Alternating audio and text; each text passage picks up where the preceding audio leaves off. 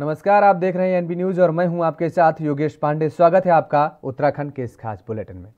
मुख्यमंत्री पुष्कर सिंह धामी उत्तरकाशी पहुंचे, जहां सीएम धामी ने 85 करोड़ से ज्यादा की 9 योजनाओं का लोकार्पण और 15 योजनाओं का शिलान्यास किया। इसके साथ ही मुख्यमंत्री ने 50 से ज्यादा योजनाओं की घोषणा की। नौगांव के क्षेत्र के किसानों की लंबे समय से चली आ रही किसान मंडी की मांग का भी शिलान्यास किया। सीएम ने कहा कि जिन हमारी सरकार कई जन कल्याणकारी योजनाओं को जनता तक पहुंचा रही है। मुख्यमंत्री ने कहा कि उत्तराखंड को विकास में नंबर 1 बनाने के लिए लगातार काम किया जा रहा है।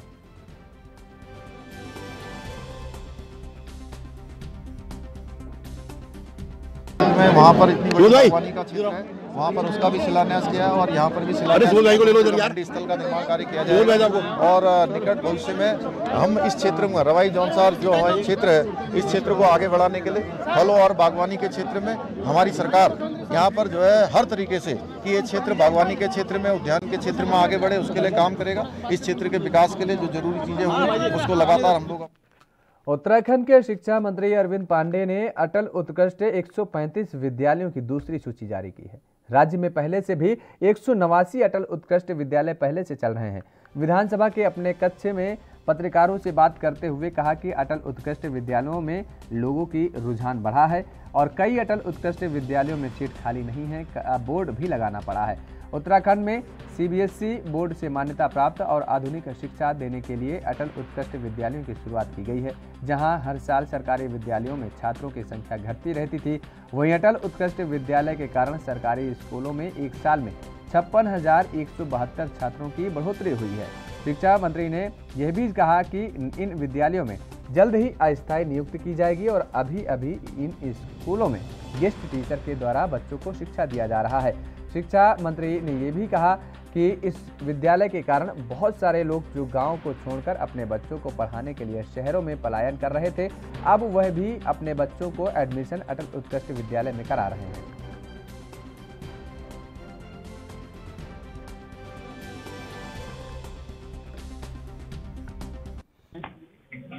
सेकंड फेज की सूची हमने तैयार कर ली है और आज आपके माध्यम से मैं बताना चाहता हूं कि फर्स्ट फेज में हमने 189 अटल उत्कृष्ट विद्यालयों की स्थापना की और सेकंड फेज में 135 विद्यालयों की अटल उत्कृष्ट विद्यालयों की सूची आज मैं आपके माध्यम से जारी कर रहा हूं। और कहीं कोई ऐसे विद्यालय हैं जो हो सकता है कि किसी कारण विभाग से छूट गया हो, लेकिन वह सीबीएसई बोर्ड के समस्त मानकों को पूर्ण करने। तो वहीं चारों धामों के कपाट बंद होने की तारीख की घोषणा के बाद से लगातार उत्तराखंड आने वाले तीर्थ यात्रियों की संख्या में भी भारी बढ़ोतरी देखी गई है। देश विदेश से आने वाले यात्रियों की संख्या तेजी से बढ़ती जा रही है। बता दें कि केदारनाथ धाम की कपाट 6 नवंबर को बंद होंगे, गंगोत्री धाम के कपाट 5 नवंबर और यमुनोत्री धाम के कपाट भी 6 नवंबर को बंद हो जाएंगे। वहीं बद्रीनाथ धाम के कपाट 20 नवंबर को शीतकाल के लिए बंद कर दिए जाएंगे। देर से शुरू होने के बाद भी चारों धाम की यात्रा करने के लिए अब तक रिकॉर्ड 4 लाख से ज्यादा भक्त पहुंच चुके हैं। इनमें 2 लाख से ज्यादा तीर्थयात्रियों ने अकेले केदारनाथ धाम में दर्शन किए हैं। नवंबर महीने की शुरुआत होते ही तीर्थ पुरोहितों ने कपाट बंद करने की तैयारियों पर जोर देना शुरू कर दिया है।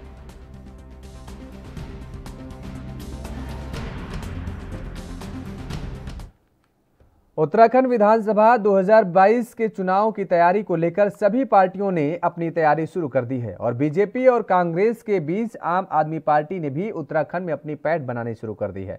आप पार्टी से उत्तराखंड राज्य के सीएम उम्मीदवार कर्नल अजय कोठियाल प्रदेश में रोड शो कर आम आदमी पार्टी के मुद्दों के साथ जनता के बीच जा रहे हैं और इसी कड़ी में मंगलौर रोड शो में पहुंचे अजय कोठियाल ने कहा कि प्रदेश में आम आदमी पार्टी बेरोजगारों को 5,000 रुपए महीने रोजगार भत्ता देगी, जिससे बेरोजगारों को कुछ राहत मिल सके। कोठियाल ने विपक्षियों को निशाना पर लेते हुए कहा कि कांग्रेस और बीजेपी में विकास के नाम पर जनता को मूर्ख बनाने का काम किया गया है।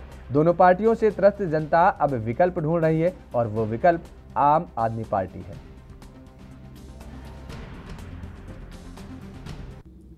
आम आदमी पार्टी, जैसे आप कह रहे हैं, उत्तराखंड में तो पॉलिटिकल एंट्री कर ही रही है और हम जगह जगह जाकर के लोगों से मिल रहे हैं और उसमें हम ये कन्वे करने का तरीका बना रहे हैं कि पार्टी जब पावर में आएगी तो जिन बिंदुओं पे हम बोल रहे हैं कि इनको हम अमल करेंगे, उन्हें ज़मीन पे हम बाकी में कैसे अमल करेंगे, वो हम समझा रहे हैं। और साथ में जनता से पूछ रहे हैं कि हर इलाके की ना कुछ अपनी समस्याएं होती हैं, कुछ ज़रूरतें होती हैं, हर सोसाइटी के सेगमेंट की अपनी ज़रूरतें होती हैं, तो उनको कैसे समझ करके और हम अपने मैनिफेस्टो में लेके आए हैं। जैसे मैं बोलूँगा अगर बेंगलोर के बारे में, जहाँ पे आज हम यहाँ पे हैं, तो यहाँ पे उत्तराखंड के हिसाब से काफ़ी लोग किसान खेती वगैरह करते हैं। अब आजकल किसानों का क्या हो गया कि जैसे क्योंकि यहाँ पे जगह जगह कई बार बरसात आ जाती है, कई बार मुआवजा नहीं।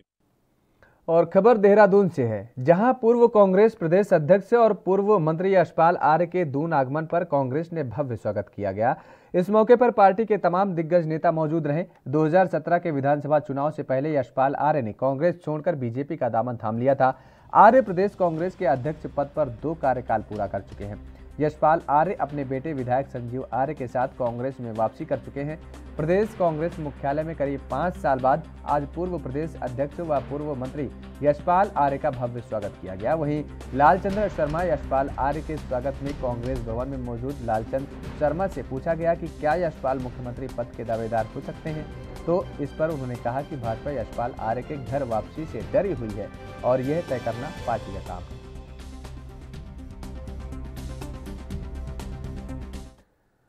तो उधर राजधानी देहरादून पहुंचे हैं पूर्व कैबिनेट मंत्री यशपाल आर्य का राजीव भवन देहरादून में भव्य स्वागत किया गया।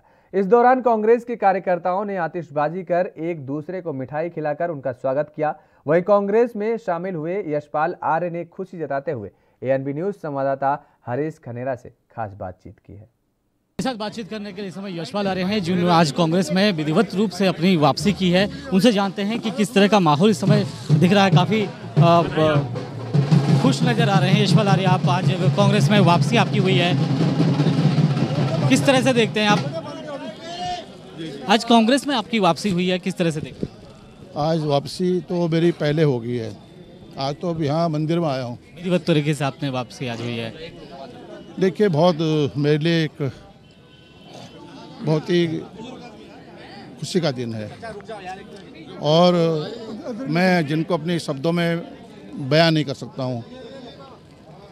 जिस तरह से कांग्रेस नेतृत्व ने, आदरणीय श्रीमती सोनिया गांधी जी ने, आदरणीय राहुल गांधी जी ने, प्रियंका जी ने और शीर्ष नेतृत्व, कांग्रेस का शीर्ष नेतृत्व उत्तराखंड का, उन्होंने मुझे स्वीकार किया है, उन्होंने अपनाया है और ये हजारों की तादाद में आज कांग्रेस के नेता, कार्यकर्ता, सहयोगी, साथी, मातृशक्ति, नौजवान सब आए हैं यहाँ पर। सब कुछ भूल कर आए हैं। उन्होंने गले लगाया है, प्यार दिया है। यही मेरी ताकत है, यही कांग्रेस की ताकत है। तो मुझे तो एक, मैंने कहा ना कि मेरी आत्मा यहाँ थी कांग्रेस में, शरीर वहाँ था, मन यहीं था, तन वहाँ था। तो मेरे लिए बहुत स्वर्णिम अवसर है आज का और मेरा लक्ष्य है कि कांग्रेस 2022 में स्थापित हो, कांग्रेस मजबूत हो। इसलिए मैं 2022 में यशपाल आर्य की क्या भूमिका रहने वाली? देखिए, मेरी भूमिका एक कार्यकर्ता की होगी। जो दायित्व देंगे केंद्रीय नेतृत्व देगा, हमारे वरिष्ठ नेता उत्तराखंड के जो जिम्मेदारी देंगे उसको निभाऊंगा कार्यकर्ता के रूप में। मेरे कोई चाह नहीं, कोई लालसा नहीं है, मैं सच कह रहा हूं। अरे जी, आपने ये भी कहा, आपने एक बात ये भी कही कि वहाँ पे बहुत सारे लोग जो बीजेपी में हैं, असहज हैं। किस तरह से देखते हैं आप? असहज होने की आपने बात कही थी बीजेपी में कई लोग। हमारी वैचारिक मतभेद है, विचारधारा की लड़ाई है, आंतरिक लोकतंत्र नहीं है। जो सिद्धांत, जो मूल्य में जिसमें मैंने 40-42 साल बिताए हैं, उस 4.5 साल में मैं अपने को उसमें समायोजित, मैं अपने को तालमेल नहीं बना पाया। आज आपने अपने मंदिर के दर्शन किए, कितनी खुशी हो रही है? बहुत ज़्यादा, बहुत बेहतर।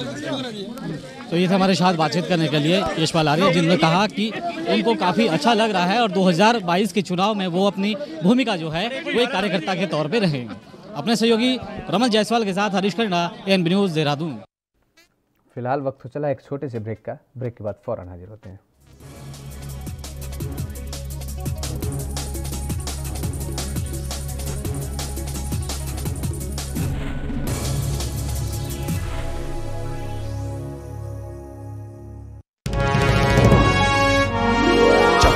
विकास में अग्रसर सरकार, जनगण मन के हुए सपने अब साकार। मुख्यमंत्री पुष्कर सिंह धामी जी ने सभी कार्यालयों में अधिकारियों और कर्मचारियों को सुबह 10 बजे से लेकर दोपहर 12 बजे तक जन समस्याओं को सुनने और उनका समाधान करने के कड़े निर्देश दिए। अब तहसील दिवस के अवसर पर सभी अधिकारी मौजूद रहते हैं। अब जनता को बेहद आसानी हो रही है। उत्तराखंड में एक नया जोश आया है। जैसे उत्तराखंड को मुख्यमंत्री की तलाश थी, उस तरह से वो काम कर रहे हैं। वर्तमान में मुख्यमंत्री जी द्वारा कार्यालयों का औचक निरीक्षण किया जा रहा है, जिससे सभी अधिकारी और कर्मचारी अनुशासित होकर कार्य कर रहे हैं। यही नहीं, यदि आप किसी कार्यालय में नहीं जाना चाहते तो आप घर बैठे ही मुख्यमंत्री हेल्पलाइन 1905 पर अपनी समस्या दर्ज करा सकते हैं। सुशासन के संग हैं हम, उत्तराखंड है हम।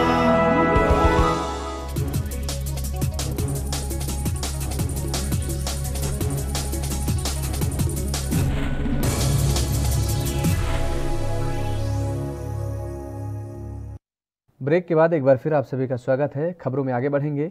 5 नवंबर को देश के प्रधानमंत्री नरेंद्र मोदी केदारनाथ पहुंचेंगे और जिसको लेकर पूर्व सीएम त्रिवेंद्र सिंह रावत और बीजेपी प्रदेश अध्यक्ष मन कौशिक ने तैयारियां का जायजा लिया और इस दौरान उनको तीर्थ पुरोहितों के विरोध का सामना भी करना पड़ा। आपको बता दें कि जैसे ही त्रिवेंद्र रावत और मदन कौशिक हेलीपैड पर उतरे तो तीर्थ पुरोहितों ने उनका विरोध शुरू कर दिया।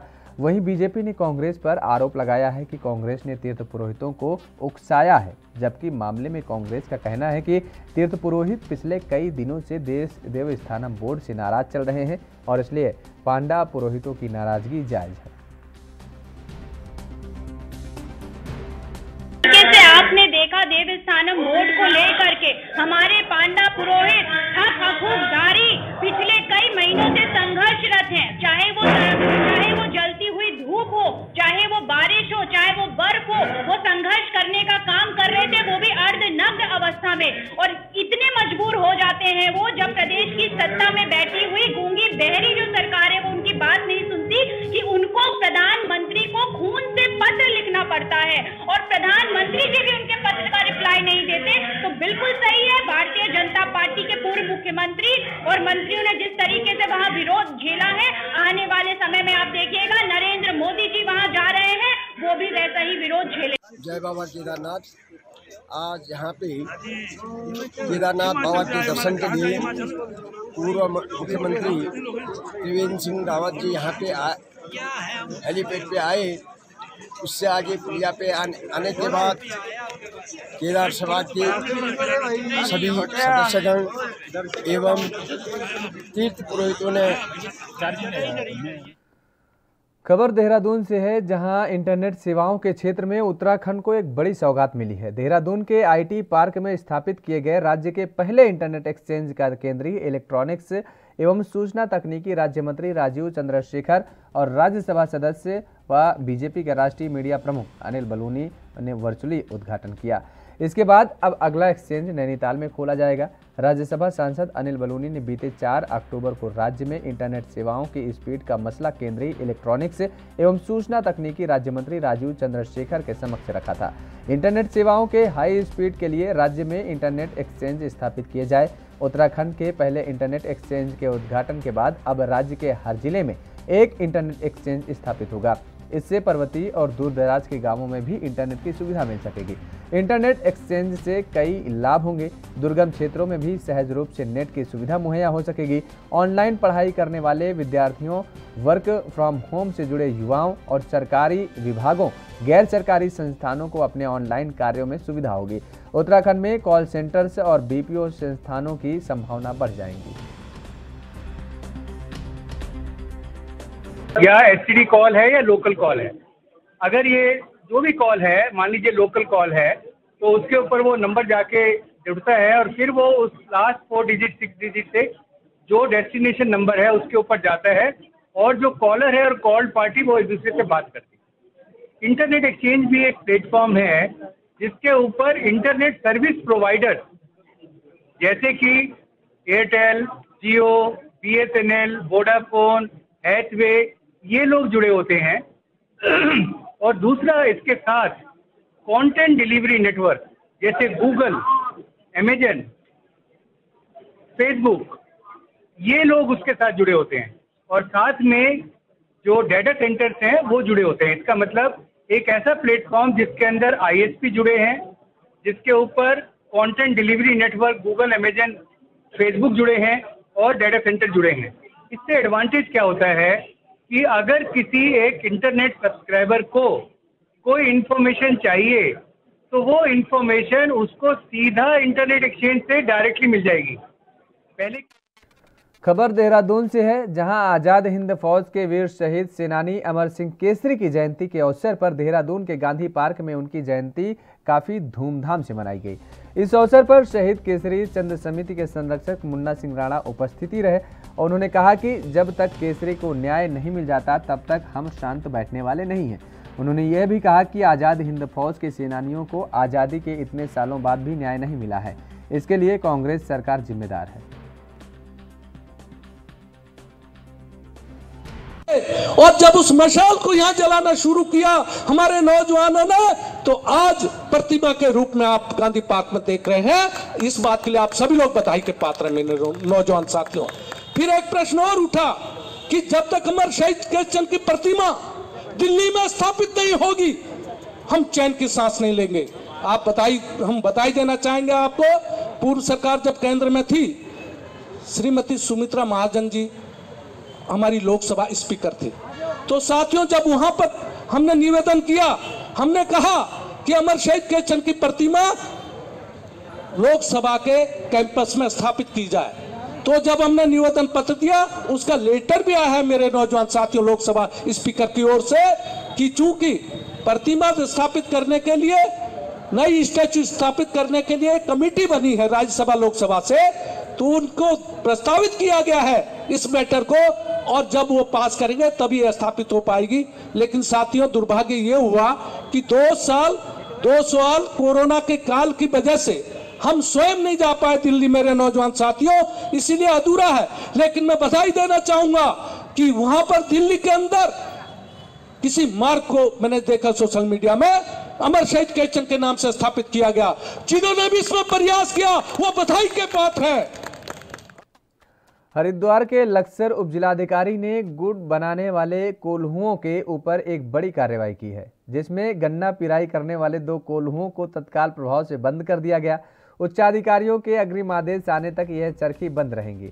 लक्सर उपजिलाधिकारी ने बताया कि लक्सर के रजबपुर गांव में गुड़ बनाने के लिए ईंधन का इस्तेमाल करने की जगह प्रतिबंधित polythene, mobile cover, rubber tyre, rubber tube आदि को जलाने का काम किया जा रहा था और जिससे क्षेत्र में वातावरण दूषित हो रहा है। मामले को गंभीरता से लेते हुए उपजिलाधिकारी वैभव गुप्ता ने रजबपुर गांव में गुड़ बनाने वाली चरखियों का औचक निरीक्षण किया।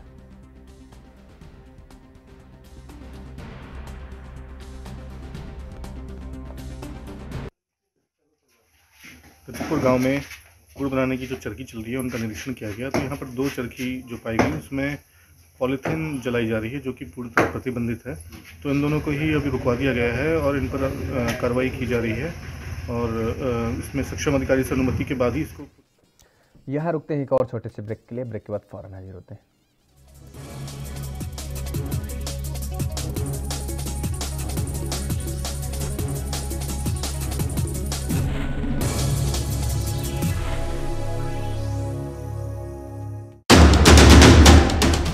राष्ट्र धर्म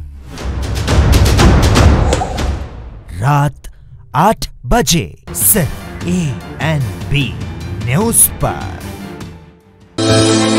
हर आम ਅਤੇ ਖਾਸ ਵਿਅਕਤੀ ਦਾ ਸੁਪਨਾ ਹੁੰਦਾ ਹੈ ਕਿ ਉਸ ਦਾ ਆਪਣਾ ਇੱਕ ਘਰ ਹੋਵੇ ਅਤੇ ਇਹ ਸੁਪਨਾ ਪੂਰਾ ਕਰਨ ਵਿੱਚ ਮੁੱਖ ਮੰਤਰੀ ਚਰਨਜੀਤ ਸਿੰਘ ਚੰਨੀ ਦੀ ਅਗਵਾਈ ਵਾਲੀ ਪੰਜਾਬ ਸਰਕਾਰ ਨੇ ਲੋਕਾਂ ਦਾ ਸਾਥ ਦਿੱਤਾ ਹੈ। ਮੇਰਾ ਘਰ ਮੇਰੇ ਨਾਮ ਸਕੀਮ ਤਹਿਤ ਪਿੰਡਾਂ ਦੇ ਨਾਲ-ਨਾਲ ਹੁਣ ਸ਼ਹਿਰਾਂ ਵਿੱਚ ਵੀ ਲਾਲ ਲਕੀਰ ਅੰਦਰ ਪੈਂਦੇ ਘਰਾਂ ਦੇ ਮਾਲਕਾਨਾ ਹੱਕ ਦਿੱਤੇ ਜਾਣਗੇ। ਇਹਨਾਂ ਘਰਾਂ ਦੀ ਡਿਜੀਟਲ ਮੈਪਿੰਗ ਮਾਲ ਵਿਭਾਗ ਦੁਆਰਾ ਕੀਤੀ ਜਾਵੇਗੀ। ਇਸ ਦੇ ਨਾਲ ਹੀ ਸੂਬਾ ਸਰਕਾਰ ਵੱਲੋਂ ਪ੍ਰਵਾਸੀ ਭਾਰਤੀਆਂ ਦਾ ਖਾਸ ਧਿਆਨ ਰੱਖਦੇ ਹੋਏ ਉਹਨਾਂ ਦੀ ਜਾਇਦਾਦ ਦੀ ਸੁਰੱਖਿਆ ਲਈ ਨਵਾਂ ਕਾਨੂੰਨ ਲਿਆਂਦਾ ਜਾਵੇਗਾ। हर परिवार का सुपना साकार करती पंजाब सरकार।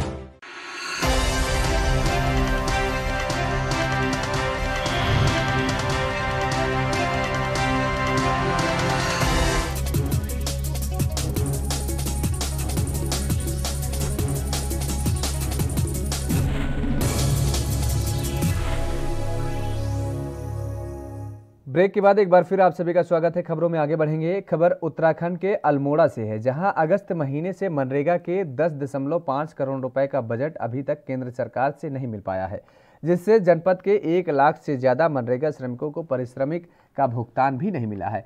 और ऐसे में आपदा प्रबंधन में सरकार के दावे खोखले नजर आ रहे हैं। इस मामले में जिला विकास अधिकारी ने बताया कि बजट के लिए शासन को अवगत करा दिया गया है। बजट मिलते ही मनरेगा में कार्य कर रहे लोगों का भुगतान कर दिया जाएगा।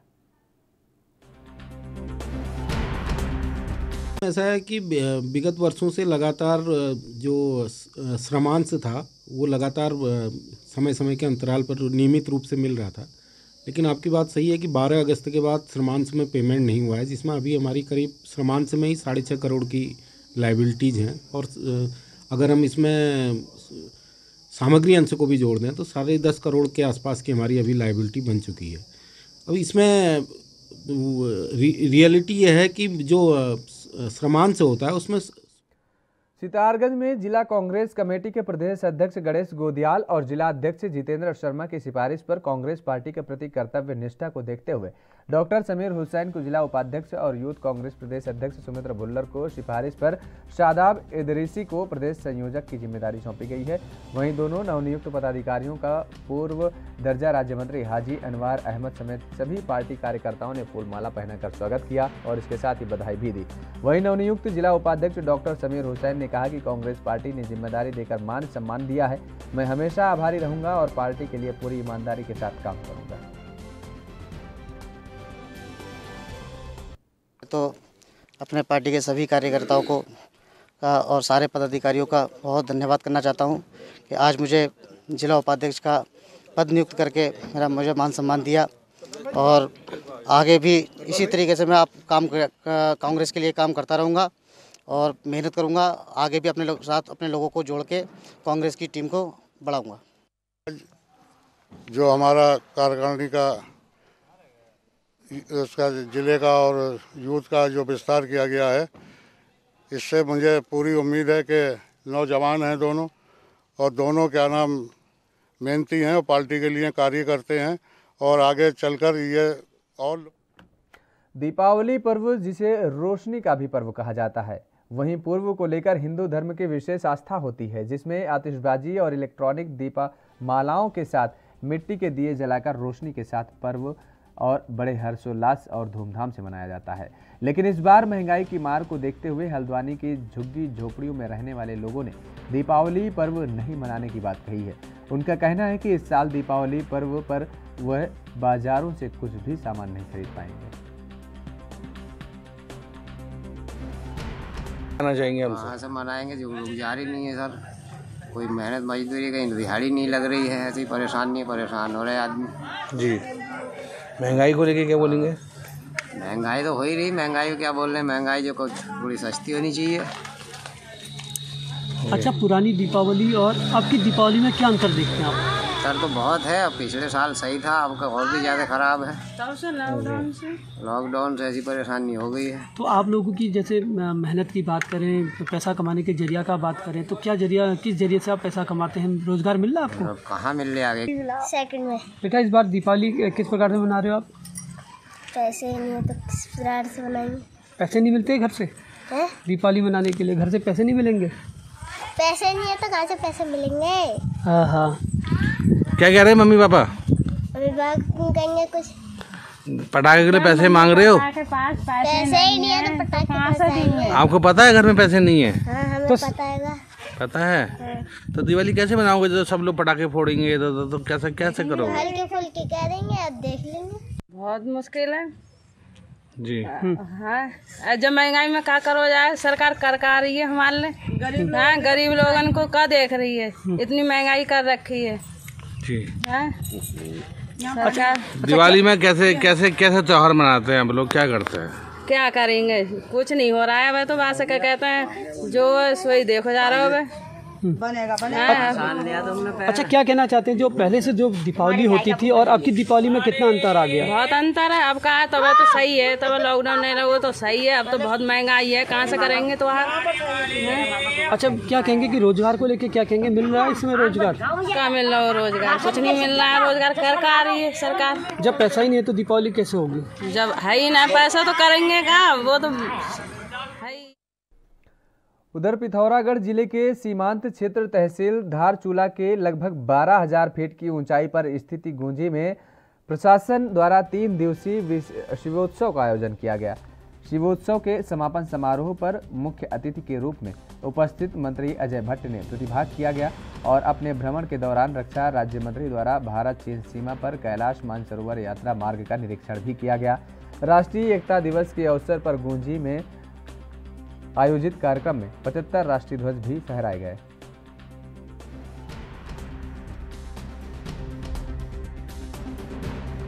ऐतिहासिक दिवस है आज कि शिवोत्सव पहली बार इतनी ऊंचाई पर मनाया जा रहा है और पूरे पिथौरागढ़ जिले के कोने कोने से लोग तो आए हैं, पर गुंजी गांव में एक विशेष उल्लास का वातावरण है।